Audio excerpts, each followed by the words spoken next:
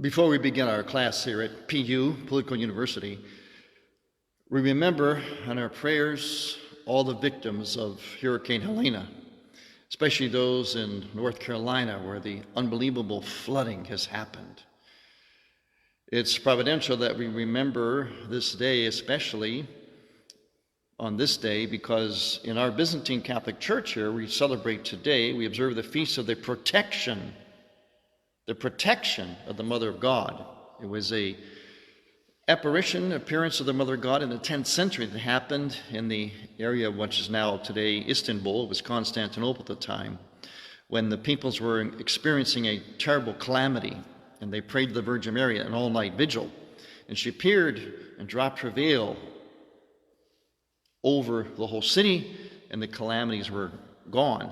These included earthquakes and disease and so on. But we're also talking about this question of civilization. Our very first foundational principle is that here's God, here's civilization. When it's like this, it's wonderful. When it starts to lose, separate, disaster. Whenever we observe and study with great fascination, we're just absolutely awed and fascinated by a lot of ancient cultures. We find artifacts, archaeologists and so on. We come and see the ruins of different cultures, any of them. For example, the Roman culture. You go to Rome, you look at the old buildings there, the ruins and so on. Many of them are still there. You go to the museums. And what is it that we're fascinated by? What is it that we're actually studying? Most of the time, we're studying their art and architecture, the great statues and the buildings. In those cultures, their architecture was always intertwined like this. Even the pagan cultures had this, the gods that they knew. They would design their cultures, they would design their art, their buildings and so on, dedicated to and mindful of their gods. And that's what we go to study. That's what we're awed at.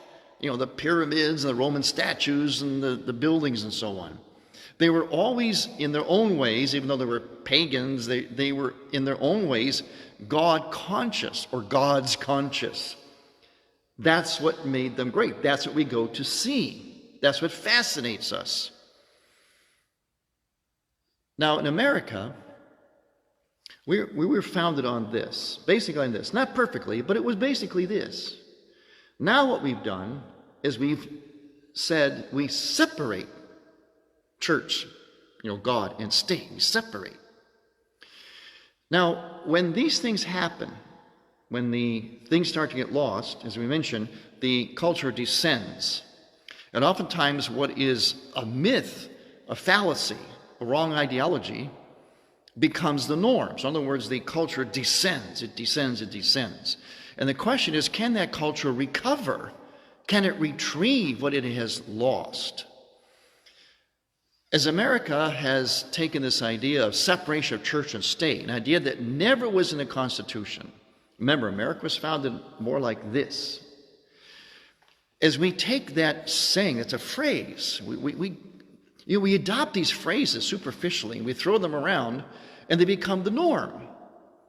And it's a myth. Separation of church and state is a myth from history, from any civilization, whether Christian or pagan.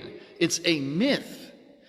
And it's a myth especially about America and our Constitution. And what have we done? What's a sign of a culture losing this and descending?